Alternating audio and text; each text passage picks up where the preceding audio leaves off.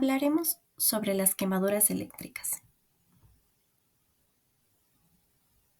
Las quemaduras eléctricas generan un tipo de lesión especial, debido a las propiedades físicas de la electricidad y la ruta del flujo de corriente a través de los tejidos y órganos, por lo que podríamos tener tanto un compromiso superficial como multiorgánico.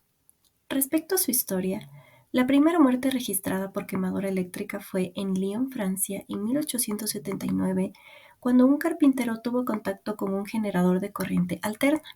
Años más tarde, en 1881, Samuel Smith sufrió una electrocución por un generador en Buffalo, Nueva York.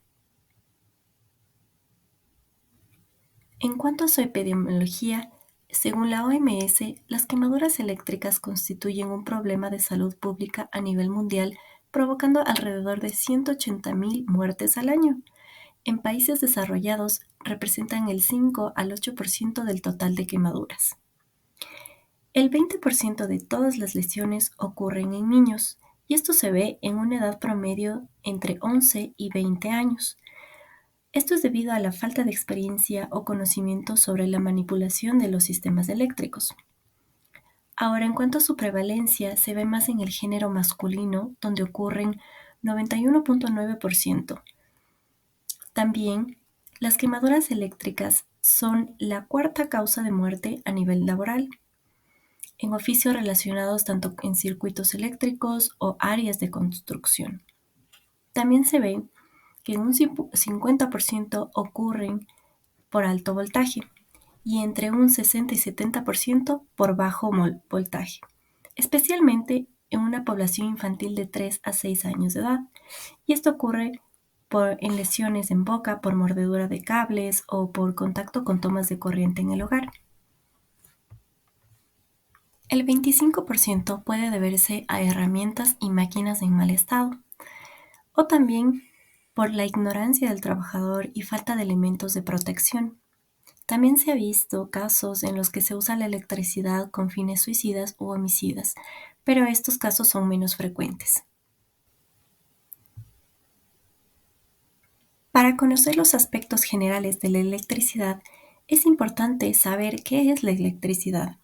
Y esta es el paso de electrones de un átomo a otro, mientras que la energía eléctrica va a ser el movimiento de estos electrones a través de un conductor.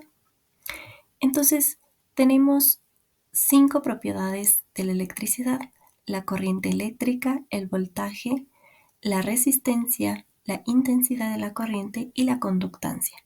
Empezando con el circuito eléctrico, este va a ser el flujo de electrones o cargas dentro de un circuito eléctrico cerrado. Y tenemos dos tipos. La primera va a ser continua o directa, es decir, es unidireccional. El flujo de los electrones va a ir hacia una misma dirección. Y esto puede verse en las baterías. Ahora, esta genera una sola contracción muscular, por lo que va a retirar a la víctima de la fuente. Mientras que en la alterna, aquí los electrones van a cambiar de dirección de forma periódica. Entonces, cada vez que estos vuelven a su posición inicial, se va a iniciar un nuevo ciclo. Y un ejemplo de estos es el toma corriente. Esta última, la alterna, es 3 a 4 veces más peligrosa y estimula las fibras musculares de forma continua, a lo que se le llama tetania. El voltaje va a ser la fuerza que permite el movimiento de los electrones de un átomo a otro, y su unidad van a ser los voltios. Entonces, cuando hablamos de menos de 1000 voltios, se habla de un bajo voltaje, y este es el tipo el más frecuente tanto en niños y jóvenes. Estas quemaduras se pueden presentar en manos o boca, debido al contacto directo con las tomas eléctricas en los hogares. Ahora, cuando los voltios superan los 1000, hablamos de un alto voltaje. Y estas lesiones son por contacto con líneas de alimentación externas, por lo que las lesiones pueden ser tanto superficiales como profundas. Y esto se ve comúnmente en accidentes laborales. Ahora, respecto al rayo, esta va a ser una descarga eléctrica de alta tensión y amperaje, pero de corta duración, por lo que se asocia a una alta mortalidad, ya que la corriente masiva unidireccional se va a dirigir al suelo y va a atravesar todo el cuerpo. Ahora, respecto a este último, se encuentran 6 mecanismos que se asocian al impacto del rayo, como es el golpe directo, la lesión por contacto, lesión por cercanía, corriente por tierra, corriente ascendente y trauma contuso.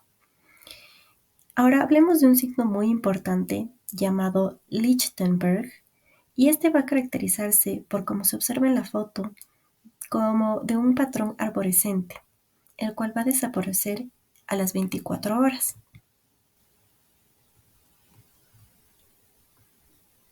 La resistencia es la oposición que genera un objeto al paso de la corriente a través de sí mismo, y sus unidades son ohms. La resistencia de cada tejido va a ser directamente proporcional al grado de lesión. Y para entender esto, tenemos que tener en cuenta que la piel, si se encuentra seca, es más resistente, pero si se encuentra húmeda, va a reducir la resistencia, por lo que se encuentra una mayor conducción de la corriente eléctrica. Ahora, cuando existe menor resistencia, es decir, 1500 ohms, las estructuras involucradas van a ser el músculo, los nervios, los vasos sanguíneos. Para una resistencia intermedia, la piel seca, 5000 ohms, y la piel húmeda, 1000 ohms. Y para una mayor resistencia, hablando de 900.000 ohms, se encuentran los huesos, grasa y los tendones también. Esto debido a que tienden a calentarse y a coagularse. Ahora, en el cuarto punto hablamos de la conductancia, que va a ser la capacidad para transmitir la corriente. Y como quinto, la intensidad de corriente eléctrica, que va a ser la relación entre el tiempo transcurrido y el flujo de corriente eléctrica, y su unidad va a ser el amperio. Ahora, hablando de 1 a 3 miliamperios, va a producirse una sensación de calor al contacto cuando existe la corriente continua, mientras que puede sentirse un hormigueo cuando existe la corriente alterna.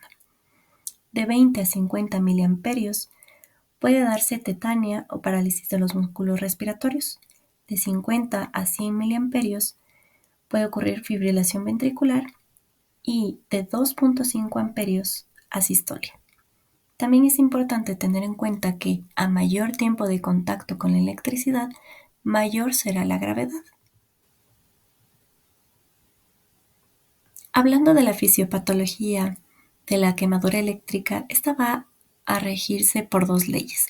La ley de Ohm, que se refiere a que la intensidad de la corriente eléctrica va a ser directamente proporcional al voltaje e inversamente proporcional a la resistencia del tejido afectado. Es decir, que las diferentes partes del cuerpo a un mismo voltaje que se encuentran expuestas pueden generar una corriente diferente, y esto es debido a la diferencia de la resistencia de los tejidos, como habíamos hablado anteriormente.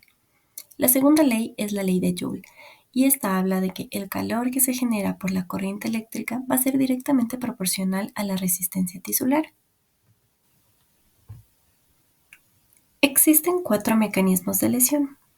El primero es el daño tisular directo, donde va a haber una alteración en el potencial de reposo de la membrana celular, lo que va a generar una tetania.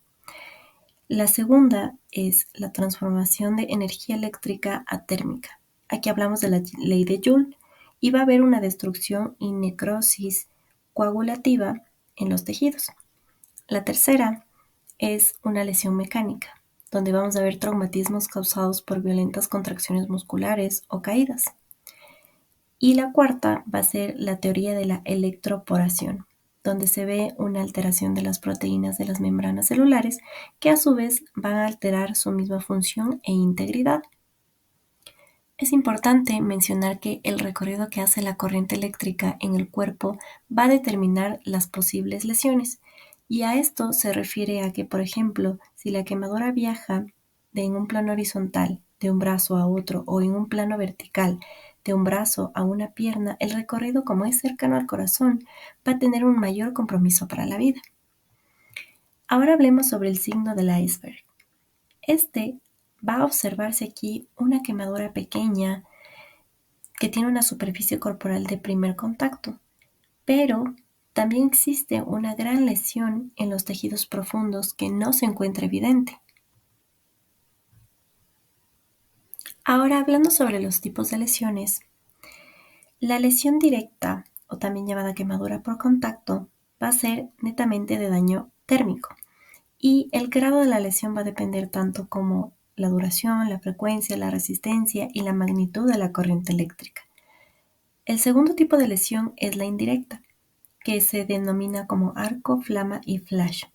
Aquí la corriente eléctrica va a viajar por la superficie externa del cuerpo y va a entrar en contacto con la piel húmeda o con la ropa.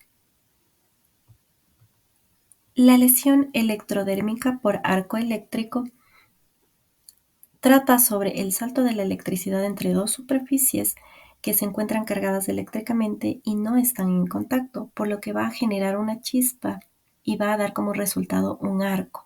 Esto lo podemos ver especialmente en áreas de flexión como la axila, la zona poplitea, las muñecas y los codos. La siguiente lesión es por ignición. La corriente eléctrica va a incendiar la ropa del individuo o algún objeto que se encuentre cercano a él y puede provocar la lesión a la persona que esté cercana o esté en contacto.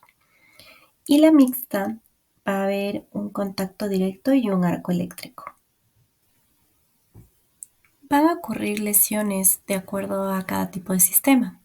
Y empezando por el sistema cardiovascular, vamos a ver un aumento del gasto cardíaco de 2 a 3 veces, un aumento de la presión arterial, grandes vasos, podemos ver necrosis, aneurismas o rupturas, y en vasos pequeños, trombosis, edema y necrosis progresiva.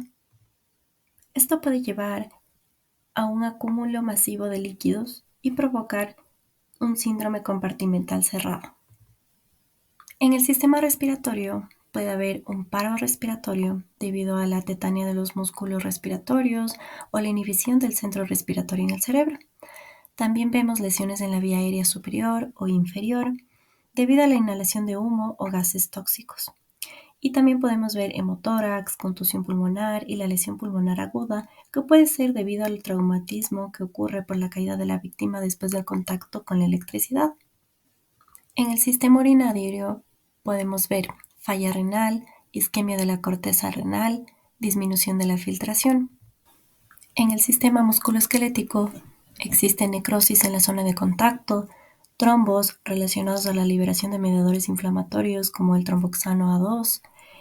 En el sistema óseo se ven fracturas, dislocaciones o múltiples traumas en el cráneo, tórax, abdomen, entre otros. Ahora, en el sistema nervioso se ve una alteración de un 80 a un 86% del sistema nervioso central y periférico. También se puede observar un edema vasogénico y un daño tisular, pérdida del estado de la conciencia, trauma cráneoencefálico que puede llevar al coma y la muerte, isquemia cerebral y una lesión medular, una lesión espinal, debilidad y parestesias o también una neuropatía periférica. El sistema tegumentario. En el sitio más común de contacto primario va a ser la piel de la mano y la cabeza, mientras que el punto de salida va a ser por el pie. Las quemaduras van a tener un aspecto amarillento, grisáceo, van a ser indoloras, pueden ser deprimidas o puntiformes, múltiples o profundas. Y también podemos encontrar quemaduras lineales superficiales. Aquí va a ser frecuente en lugares donde el agua y el sudor pueden amontonarse, causando vaporizaciones tales como el pecho y el brazo. Como vemos en la imagen de la izquierda, también en la imagen de abajo se observa una quemadura grado 3 en la región toracoabdominal. En el sistema gastrointestinal se encuentran úlceras de Curling y también una hipoperfusión del sistema. Esto es debido a que se vasoconstriñe el sistema esplécnico, por lo que va a ayudar a redistribuir el flujo sanguíneo a los órganos principales. También se encuentra hemorragias intestinales, ilio paralítico, entre otros. En cuanto a los órganos de los sentidos, en los oídos puede haber otorragia, perforación timpánica, hemotímpano, otoliquia, alteración de la cadena del huesecillo del oído y mastoides. En los ojos vamos a ver cataratas en un 6% y esto ocurre debido al realineamiento de las fibras de colágeno que se encuentran a nivel ocular. Esto puede presentarse hasta los 3 años posterior al evento. También podemos encontrar desprendimiento de retina, corioderinitis, entre otros. Y es importante también hablar del choque eléctrico, que va a ser una muerte súbita por una fibrilación auricular y o parálisis respiratoria por la alteración del centro respiratorio, así como el choque séptico y falla multiorgánica, que vamos a ver una destrucción de tejidos y necrosis que pueden predisponer al paciente afectado a una colonización bacteriana, por lo que es importante realizar una limpieza del área y desbridamiento y de la amputación. Ahora, en cuanto al manejo, vamos a primero trasladar al paciente en un área segura, desvestirlo y tomar medidas para prevenir la hipotermia. Luego, vamos a aplicar el protocolo de soporte vital avanzado de trauma del ATLS. Vamos a indagar el tipo de accidente eléctrico, duración del evento y traumatismos asociados. Tenemos que valorar la vía aérea, administrar oxígeno inmediato y considerar intubación orotraqueal si es que existen signos de falla ventilatoria o compromiso neurológico. También se va a realizar una reanimación hídrica que va a ser parte de la estabilidad hemodinámica que vamos a realizarle al paciente, donde la tasa de infusión inicial va a ser 7 centímetros cúbicos por kilogramo de peso por el porcentaje de la superficie corporal total para 24 horas. Debemos realizar una vacunación antitetánica obligatoria. Posterior, podemos tomar electrocardiogramas seriados y también pedir biomarcadores séricos. También se puede pedir estudios de función renal, electrolitos, función hepática, gases arteriales y uroanálisis. Y también vamos a realizar un lavado y desbridamiento del tejido desvitalizado a las 72 horas de lo que ya ocurrió la quemadura. También se puede realizar una fasciotomía como parte del manejo de síndrome compartimental. Y finalmente, para las complicaciones se encuentran que puede existir paro cardíaco, una insuficiencia renal aguda, alteraciones neurológicas, parálisis respiratoria y sepsis. Las complicaciones letales pueden ocurrir en las primeras 24 horas, causando la muerte debido a taquicardia ventricular, fibrilación ventricular o asistolia en un 10% de los casos. Muchas gracias.